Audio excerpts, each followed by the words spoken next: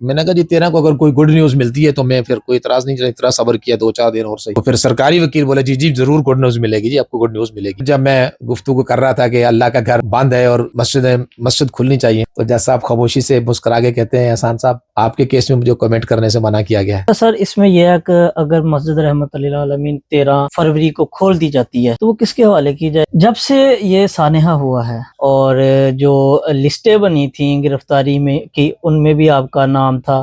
جو چاپلوسی کرنے والے لوگ ہوتے ہیں نا وہ آپ کو بہت نقصان دیتے ہیں، خوش آمدی شخص. اچھا سر ہمیں یہ بتا دیں کہ حافظ انس اور حافظ سعد رضوی کی طرف سے آپ نے کوئی ریٹ دائر کی ہے؟ ہماری خواہش ہے کہ سعد رضوی منظر پر آئیں، انس رضوی منظر پر آئیں. دنیا میں اس طرح کے معاملات ہوتے رہتے ہیں، کچھ لوگ جو ہے نا وہ جب مشکل وقت ہوتا ہے تو وہ غائب ہو جاتے ہیں، اچھے حالات ہوتے ہیں تو ہیرو بننے کے لیے آ جاتے ہیں. اور اس کو یہ معاملہ چونکہ بہت حساس ہے، اگر کوئی نمبر گیم کے چکر میں اور جلد بازی میں نمبر ٹنگ پروگرام کو اس طرح کرے گا تو وہ نقصان میں رہے گا. بسم اللہ الرحمن الرحیم. السلام علیکم ورحمۃ اللہ. میں ہوں کاشف رضا اور میرے ساتھ موجود ہیں احسان علی عارف ایڈوکیٹ صاحب. آج مسجد رحمت اللہ عالمین کے حوالہ سے لاہور ہائی کورٹ میں ہیرنگ تھی، تو ہم سر سے پوچھیں گے کہ کیا پیش رفت ہوئی ہے. السلام علیکم سر. جی وعلیکم السلام ورحمۃ اللہ. سر آپ نے مسجد رحمت اللہ عالمین کے حوالے سے ریٹ فائل کی تھی اور توہین عدالت کے حوالے سے بھی ریٹ فائل کی تھی، تو آج ہیرنگ تھی، تو کیا اپڈیٹ ہے؟ میں نے 2018 میں بھی ریٹ فائل کی تھی، مسجد کھلوائی تھی. پھر یہ میں نے 15 اکتوبر کو بھی فائل کی اور جس پر یہ پروسیڈنگ ہوئی، اور پھر میں نے توہین عدالت کی درخواست دائر کی. توہین عدالت کی درخواست ہوتی ہے ریٹ میں اگر جو حکم ہوتا ہے اس پر عمل درآمد نہ کیا جائے تو پھر یہ درخواست دائر ہوتی ہے جو میں نے دائر کی تھی. تو آج اس کی بڑی اہم سماعت تھی، چونکہ میں اس کا اسٹیک ہولڈر ہوں، میں اس کا پیٹیشنر ہوں اور میری یہ درخواست ہے. تو ظاہر ہے کورٹ میں میں پیش ہوتا ہوں، میری ہیرنگ ہوتی ہے. کورٹ سے میرا جو مکالمہ ہوا بڑا دلچسپ تھا، اور میں نے کورٹ سے کہا کہ جناب رمضان آ رہا ہے اور اس مسجد کو کھول دیں. تو سرکار کی طرف سے کہا گیا جناب DIC ہوتی ہے ڈسٹرکٹ انٹیلیجنس کمیٹی، اس کی میٹنگ ہو چکی ہے اور PIC کی میٹنگ ہونی ہے، اس میں فیصلہ ہونا ہے، اس کے بعد ہم نے ان کو سننا ہے، پھر ہم نے فیصلہ کرنا ہے. تو اس پر میں نے کورٹ سے کہا کہ جناب یہ تو وہی سٹوری ہے جو پچھلی دفعہ بھی انہوں نے کی تھی کہ DIC ہو گئی ہے، PIC ہونے والی ہے. وہ کہنے لگا نہیں جی ہماری PIC کے ممبرز پورے نہیں تھے تو وہ ڈیلے ہو گئی. تو اب وہ PIC جو ہے نا 2 تاریخ کو ہوگی، یا 3 کو، سوری کہا کہ 3 تاریخ کو ہماری PIC ہوگی، اس میں ہم فیصلہ کریں گے، پھر ہم ان کو سنیں گے اور سن کر ہم فیصلہ کریں گے، تو ہمیں تھوڑا سا وقت دے دیں. تو پھر میں نے کہا ٹھیک ہے آپ 4 تاریخ رکھ لیجئے. پھر تو جج صاحب کہنے لگے کہ پھر 3 کو ان کی میٹنگ ہے، تو پھر 4 کو تو انہوں نے آپ کو بھی سننا ہے تو ٹائم نہیں ہوگا. تو میں نے کہا پھر 9 رکھ لیجئے. تو پھر جج صاحب کہنے لگے کہ درمیان میں 2-3 دن چھٹی آ جانی ہے. تو میں نے کہا جی اللہ کا گھر کھول دیں، بس کر دیں اب. تو کہنے لگے آپ کا موقف ٹھیک ہے، آپ صحیح کہہ رہے ہیں، اللہ کا گھر کھلنا چاہیے. اور انہوں نے سرکار کو بھی کہا جی آپ مسجدیں کیوں بند کرتے ہیں، یہ کون سا تک بنتا ہے، مسجد کھولیں، رمضان ہے، لوگ وہاں نماز پڑھیں گے، تراویح پڑھیں گے، عبادت کریں گے. تو ان کا جی سر ہم کھولتے ہیں، جی ہمیں تھوڑا موقع دیجئے. تو عدالت نے کہا احسان صاحب ایک موقع دے دیتے ہیں ان کو، چلو ہم 13 رکھ لیتے ہیں، اگلا جمعہ، اگلے جمعے تک یہ ہر صورت فیصلہ کر کے آئیں گے، آپ کو بھی سنیں گے. میں نے کہا جی اب میرا لکھ دیں کہ وہ ہمیں سنیں گے، ہمیں ہیرنگ دیں گے. تو جیسا میں کہا ہاں جی، ان کا جی ہم ان کو ہیرنگ دیں گے. انہوں نے کمٹ کیا. تو عدالت نے پھر کہا کہ ٹھیک ہے آپ پھر 13 لے لیں. تو 13 تک میں نے کہا جی 13 کو اگر کوئی گڈ نیوز ملتی ہے تو میں پھر کوئی اعتراض نہیں، اتنا صبر کیا 2-4 دن اور صحیح. تو پھر سرکاری وکیل بولے جی جی ضرور گڈ نیوز ملے گی، جی آپ کو گڈ نیوز ملے گی. انہوں نے بھی کہا اور جج صاحب نے بھی کہا، جس سے جیسچر یہ گیا ہے کہ یہ کوئی فیصلہ کریں گے مسجد کھولنے کا، اور اچھا فیصلہ ہوگا انشاءاللہ، مسجد کھلے گی بھی، اور اس میں یہ ہمیں سنیں گے، ہمارا موقف بھی لیں گے اور ہمیں سن کر ہی فیصلہ کریں گے. تو انشاءاللہ ہم اس میں اسٹیک ہولڈر ہیں، ضرور اللہ کا گھر کھلے گا. اور جج صاحب چونکہ یہ نئے آئے ہیں، وہ جج نہیں ہے جس نے پہلے سارے کیس کو سنا تھا، وہ مسٹر جسٹس شہرام سرور چودھری صاحب تھے. یہ مسٹر جسٹس محمد جواد ظفر صاحب ہیں.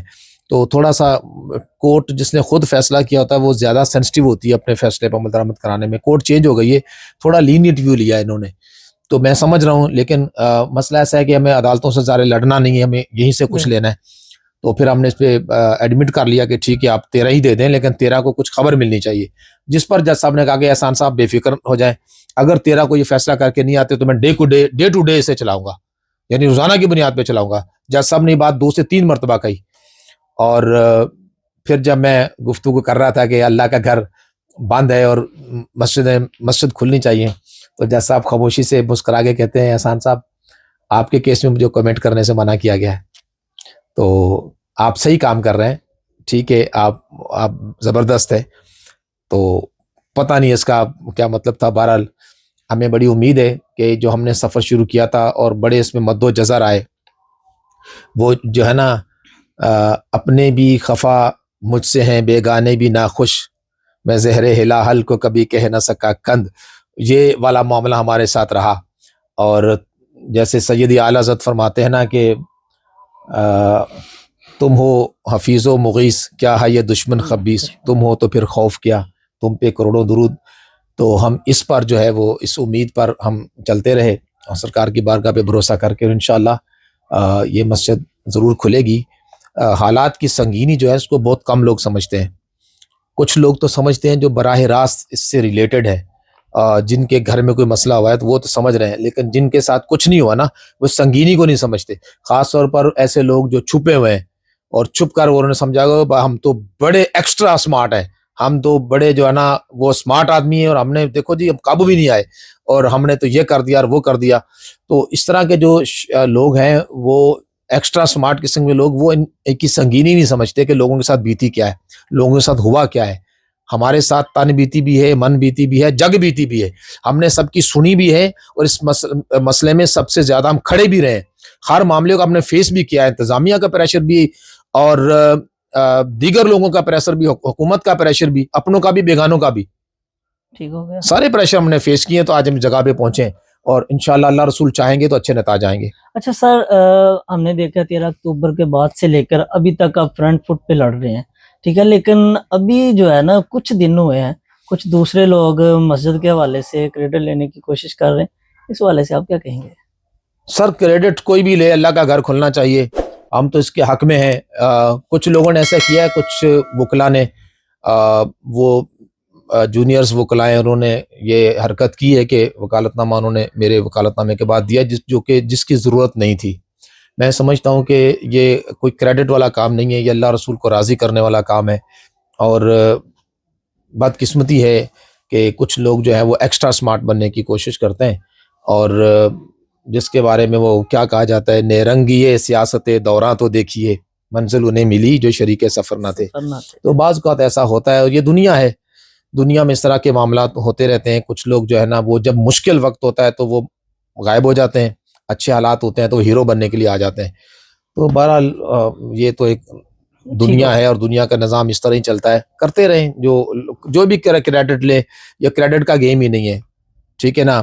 اللہ رسول بہتر جانتے ہیں کہ کس نے جو کیا, جو کر رہا ہے اور کس کی ایفرٹس اس میں شامل ہیں. تو بہرحال وہ بابا جی لرم فرمایا کرتے تھے کہ مالکاں نو پتہ ہے, ٹھیک ہے, مالکاں نو سارے نوکراں دا پتہ ہے کہ نوکر کی کر دینے, وہ مالکاں نو پتہ ہے, تو مالک تو جانتے ہیں نا, اللہ فضل کرے گا. اچھا سر, ہمیں یہ بتا دیں کہ حافظ انس اور حافظ سعد رضوی کی طرف سے آپ نے کوئی ریٹ دائر کی ہے, اور ریٹ کون دائر کر سکتا ہے, گھر والے یا کوئی بھی کر سکتا ہے؟ دیکھیں جی, میں اس پہ کہا تھا کہ ہم دائر کریں گے, میں نے کئی دفعہ بھی بات کی ہے, اور اس کا مقصد یہ ہوتا ہے کسی کو میسج دینا. آپ سمجھدار ہیں, اور ہم در سے جو وکلا ہیں جن کا اس عمر گزری ایسی دشت کی سیاہی میں, تو ہم پھر کئی باتیں جو ہیں وہ ایسی کرتے ہیں کہ جس کا مقصد کسی نہ کسی جگہ میسج دینا ہوتا ہے, اور دیا جانا چاہیے. بہت ساری باتیں آپ دو بدو نہیں کر سکتے, یہ میڈیا ہے اور میڈیا کے ذریعے پیغام دیا بھی جا سکتا ہے, پیغام وصول بھی کیا جا سکتا ہے. اور اس وقت دنیا میں بہت سارے کام ہیں جو میڈیا کے ذریعے ہو رہے ہیں, تو میڈیا ایک ہے جس کی طاقت کا اندازہ جو ہے وہ بہت کم لوگوں کو ہے. تو ہم نے یہ بات کی تھی, اور بالکل اس میں سیریسنس کے ساتھ ہونا چاہیے, اور اس کو یہ معاملہ چونکہ بہت حساس ہے, اگر کوئی نمبر گیم کے چکر میں اور جلد بازی میں کوئی نمبر ٹنگ پروگرام کو اس طرح کرے گا تو وہ نقصان میں رہے گا. میرا خیال یہ ہے کہ اس کا جو بہترین اس کے ایگریوڈ پرسن ہے, یا تو ان کی فیملی ہے, first of all family of Saad Rizvi and Anas Rizvi, their mother, their sisters and their other family members, close family members, وہ ان کے اصل سٹیک ہولڈرز ہیں. ان کو اس معاملے میں آگے آنا چاہیے اور ان کو یہ انیشیٹو لینا چاہیے. یا پھر اگر ایک ادر اسپیکٹ سے دیکھا جائے, تنظیمی حیثیت میں دیکھا جائے, تو سعد رضوی امیر ہیں, تو پارٹی سطح پہ یہ کیا جانا چاہیے. کوئی تھرڈ پرسن اگر کرتا ہے تو وہ ارریلیونٹ ہے, یعنی اس کی ایگریوڈ پرسن نہیں ہے, عدالت اس طرف جا سکتی ہے. ویسے تو ہیبیس ایسی چیز ہے کہ کوئی بھی شخص دائر کر سکتا ہے اس میں کیا فلاں بندہ ہے، لیکن اس کا اس سے کوئی نہ کوئی لنک ہونا چاہیے کہ وہ کیوں ایگریڈ ہوا اس بات سے. تو اس کا جو شخص ایگریوڈ ہوتا ہے نا وہ متاثرہ شخص پیٹیشن دائر کرتا ہے. تو بہرحال کوئی بھی کرے، ہماری خواہش ہے کہ سعد رضوی منظر پر آئیں، انس رضوی منظر پر آئیں، اور انہیں زندہ رہنے کا فنڈامنٹل رائٹ ہے اور آزاد رہنے کا ان کا بنیادی حق ہے. اگر پولیٹیکل اپنی پارٹی کو لیڈ کرنے کا ان کا بنیادی حق ہے اور ان کے اس حق کو قرب کیا جا رہا ہے. مجھے افسوس ہے کہ اتنے عرصے تک کیوں ان کی پارٹی خاموش رہی. ہم نے پہلے دن سے ان کے لیے آواز اٹھائی اور آئندہ بھی اٹھائیں گے، اور ان کے لیے جہاں بن پڑا ہم ان کے لیے لڑیں گے. ٹھیک ہے، بے شک اس سے جو بھی معاملات ہیں، ہمارا تو یہ کہ فنڈامنٹل آرٹیکل 10A کے تحت ہر شخص کا فیئر ٹرائل کا حق حاصل ہے. آپ انہیں منظر پر لے کر آئیں، انہیں اپنے کیسز کو فیس کرنے کا پورا موقع دیں، اور آرٹیکل 10A کے تحت ان کو فیئر ٹرائل کا حق بھی ملے. وہ آئیں، اپنے ٹرائل کو فیس کریں، وہ ٹرائل میں پیش ہوں اور اپنی بے گناہی کو وہ ثابت کریں. انہیں پورا حق اس کا ملنا چاہیے، ہم اس کے حق میں. ٹھیک ہو گیا سر. اچھا سر، اس میں یہ ہے کہ اگر مسجد رحمت اللہ عالمین 13 فروری کو کھول دی جاتی ہے تو وہ کس کے حوالے کی جائے گی؟ ان کے مرکز کو دی جائے گی، محکمہ اوقاف کو دی جائے گی، یا محلے داروں کو دی جائے گی، یا جو پرانی کمیٹی تھی ان کو دی جائے گی؟ مسجد کھلنا اہم ہے، جی کھلنی چاہیے، اور پارٹی کے حوالے کی جائے گی یا مسجد انتظامیہ اور پارٹی میں خیال تقریباً ایک ہی چیزیں. تو میرا نہیں خیال ہے کہ یہ فی الحال ان کے حوالے ہوگی. اور مسجد کھلے گی، ہو سکتا ہے یہ اوقاف میں چلی جائے یا کسی ضامن کے پاس چلی جائے، کسی عالم دین کو کہا جائے کہ وہ اس کو سنبھالیں، یا کسی NGO کو کہا جائے کہ وہ اسے سنبھالیں، اہل سنت کی کوئی ادارہ جس کو سنبھال لے، تاکہ فی الحال مسجد کھلے اور وہاں پر شروع ہوں ایکٹیویٹیز. کیونکہ دیکھیں جب کوئی اسٹیٹ فیصلہ کرتی ہے نا، یہ یاد ذہن میں رہے کہ وہ اسٹیٹ فوراً پھر سے ریورس نہیں کرتی. اور یہ فیصلہ جب اعلیٰ ترین سطح پر ہوتا ہے، یا دوسرے لفظ میں سمجھے کہ اسٹیبلشمنٹ کی سطح پر ہوتا ہے، تو اس کو ریورس کر ہونے میں وقت لگتا ہے. کیونکہ وہاں پر جو ہے نا وہ فوری فیصلے نہیں ہوتے، وہاں فیصلہ ہو جاتا ہے، پھر اس میں وقت لگتا ہے. اور اب کی بار ہوا بھی یہی ہے کہ جو اتنا وقت لگایا، عمومی طور پر لوگوں کا خیال یہ تھا کہ یار پہلی دفعہ تو نہیں ہوا، اور خاص طور پر لوگ یہ سمجھ رہے تھے کہ جب اتنی زیادہ شہادتیں ہو گئیں، اتنے لوگ مسنگ ہو گئے، بہت بڑا نقصان ہو گیا. تو نقصان ہونے کے بعد جو ہے وہ انتظامیہ بیک فٹ پہ چلی جائے گی اور تحریک کا پلڑا بھاری ہوگا، اور ہمیں ان کو ہمارا جو ظلم و زیادتی ہمارے ساتھ ہوئی ہے تو ہم ایک فرنٹ فٹ پہ اپنا موقف پیش کریں گے. لیکن انفارچونیٹلی ہمارے ساتھ لوگوں کی سمپیتھی ہوگی، لیکن انفارچونیٹلی کہ جو تحریک کے لوگ تھے جو اس حوالے سے سٹیک ہولڈر ہیں، وہ اس معاملے میں بہت زیادہ کوئی فرنٹ فٹ پہ آ کے اپنا رول ادا نہیں کر سکے. یقیناً یہ بات کچھ لوگوں کو برا لگے گی، لیکن دیکھیں میں چینل پہ بات کرتا ہوں اور میں جب کوئی گفتگو کرتا ہوں تو مجھ پہ اخلاقی ذمہ داری ہوتی ہے کہ میں سچ بولوں. بالکل ٹھیک ہے، جو شخص سچ نہیں بول سکتا تو وہ تو پھر مطلب اللہ رسول کا بھی مجرم ہے، لوگوں کا بھی مجرم ہے. میری آڈینس بھی سچ سننا چاہتی ہے، میرے لوگ جو ہیں وہ بھی چاہتے ہیں کہ وہ سچ میں کہوں، سچ بیان کروں. جو سچ ہے میں چاہتا بھی ہوں کہ سچ سننے والے ہی مجھے سنیں، جو سچ کو پسند کرتے ہیں، جو سچ کے ساتھ ہیں وہ سنیں. تو میں اس لیے ہمیشہ سچ بات کرتا ہوں. اس میں کچھ لوگ تھوڑے بہت ہرٹ ہوتے ہوں گے میری باتوں سے، میں ان سے معافی چاہتا ہوں، لیکن سچائی جو ہے نا وہ بولنی چاہیے، کیونکہ ہمیشہ سانچ کو آنچ نہیں. رب تعالیٰ بھی فرماتا ہے کونوا مع صادقین، سچوں کے ساتھ ہو جاؤ. تو سچی گفتگو کرنا چاہیے، سچ بولنا چاہیے، سچ پہ بات کرنا چاہیے. 2 نمبری، گھٹیا پن اور مطلب یہ ہے کہ توڑ مروڑ کا چیزوں کو پیش کرنا، غلط بیانیاں بنانا، غلط قسم کے نیریشن کریٹ کرنا، غلط نیریٹو کریٹ کرنا، لوگوں کو دھوکہ دینا، فریب دینا، میں بالکل اس کے حق میں نہیں ہوں. وہ کیا خواہ وہ کلمہ پڑھ کر کیا جائے، وہ کوئی دینی جماعت کرے، دیندار شخص کرے، وہ داڑھی والا کرے یا بغیر داڑھی والا کرے، میں بالکل اس کے حق میں نہیں ہوں. میں یہ سمجھتا ہوں کہ سچی بات کی جانی چاہیے، سچ بیان ہونا چاہیے اور سچ پر چلنا چاہیے. اسی میں آپ کی دنیا میں بھی بھلائی اور آخرت میں بھی بھلائی ہے. ٹھیک ہو گیا. اچھا سر، لاسٹ پہ میں ایک سوال جو کہ بہت سے لوگوں نے پوچھا بھی ہے کمنٹس میں بھی، جب سے یہ سانحہ ہوا ہے آپ نے اپنی ویڈیو میں بھی بتا دیا ہے کہ بہت سے لوگوں کی طرف سے آپ کو پریشر بھی دیا گیا، ٹھیک ہے، اور سارے معاملات بھی آپ کے ساتھ چلتے رہے، اور جو لسٹیں بنی تھیں گرفتاری میں کی ان میں بھی آپ کا نام تھا، ٹھیک ہے، سارے معاملات دیکھے، لیکن آپ فرنٹ فٹ پہ لڑتے رہے ہیں. لیکن ایسا کیا ہو گیا کہ یکدم جو ہے نا کچھ لوگ اٹھے ہیں، آپ کو جو ہے کاؤنٹر کرنا شروع ہو گئے؟ اس پہ آپ کیا کہیں گے؟ نہیں، میں نہیں سمجھتا کہ مجھے کوئی کاؤنٹر کر رہا ہے، نہ کوئی کاؤنٹر کر سکتا ہے، نہ کاؤنٹر کرنا چاہیے. میں نے آپ سے پہلے عرض کیا نا کہ کچھ لوگ جو ہوتے ہیں نا وہ نمبر ٹنگ پروگرام جسے کہتے ہیں کہ وہ اپنی چاہتے ہیں کہ شہرت ہو، اور یہ بدقسمتی سے یہ جو حسد ہے نا یہ سب کے اندر ہوتا ہے، ایون علماء کے اندر بھی ہوتا ہے اور مفتیان کرام میں بھی ہوتا ہے، ہر فیلڈ میں ہوتا ہے۔ تو حسد ایک ایسا مرض ہے جو کسی کو بھی ہو سکتا ہے اور کسی وقت بھی ہو سکتا ہے۔ آپ کے ساتھ کھانے پینے اٹھنے بیٹھنے والے کو زیادہ ہوگا، اور خاص طور پر ہم پیشہ افراد کو حسد زیادہ ہوتا ہے جو آپ کے ساتھ ہوتے ہیں نا۔ تو دیکھیں دو دکاندار ایک جیسی دکان ہوگی نا تو ایک دکاندار دوسرے سے حسد کرے گا، دکان ڈیفرنٹ ہے پھر اس کو کوئی مسئلہ نہیں ہوگا۔ تو یہ حسد جو ہے وہ ایک باطنی مرض ہے، وہ کسی وقت بھی آ سکتا ہے، کسی کو بھی آ سکتا ہے، تو وہ کوئی مسئلہ نہیں ہے۔